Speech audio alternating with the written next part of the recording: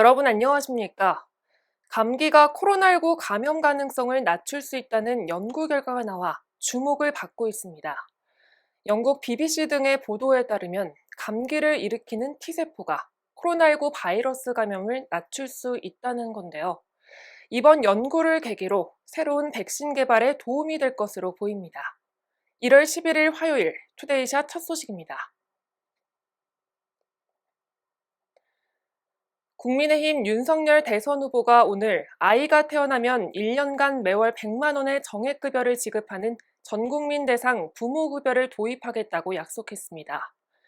윤 후보는 오늘 서울 성동구에 위치한 한 카페에서 신년 기자회견을 열고 재앙적 수준의 저출생을 극복하기 위한 제도적 변화를 시작하겠다고 말했습니다.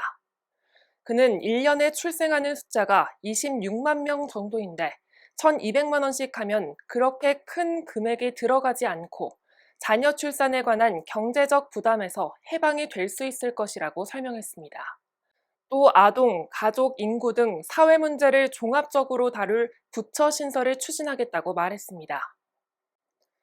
인천자치경찰위원회가 출범한 지난해 인천 어린이 보호구역 내 교통사고가 전년 대비 46.1% 감소한 것으로 나타났습니다.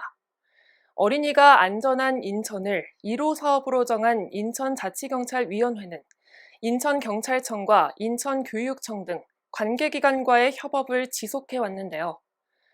보호구역 내 횡단보도를 신설하고 노상주차장 16곳 철거와 화물차 통행 제한 등을 통해 이 같은 성과를 거둔 겁니다.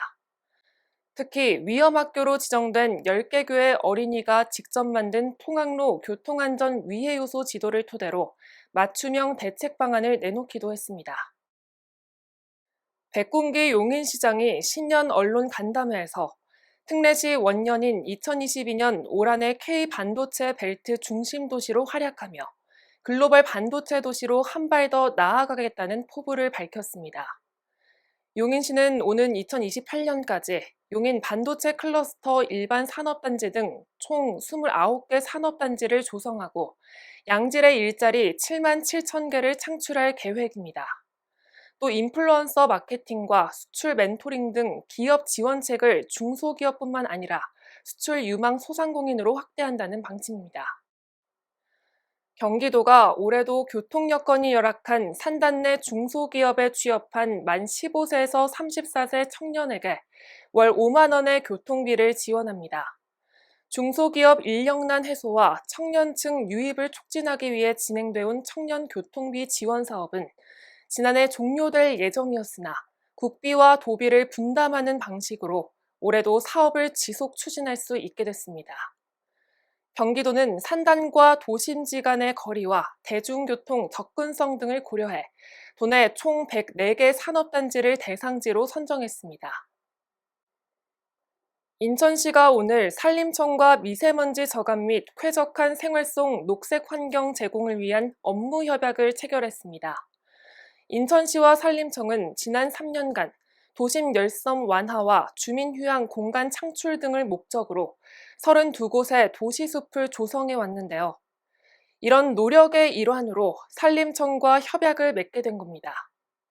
시와 산림청은 이번 협약을 통해 도시숲의 조성과 관리를 위한 협력체계 구축과 미세먼지 저감 효과 분석 등으로 도시숲 조성이 더욱 활성화될 수 있도록 노력할 방침입니다.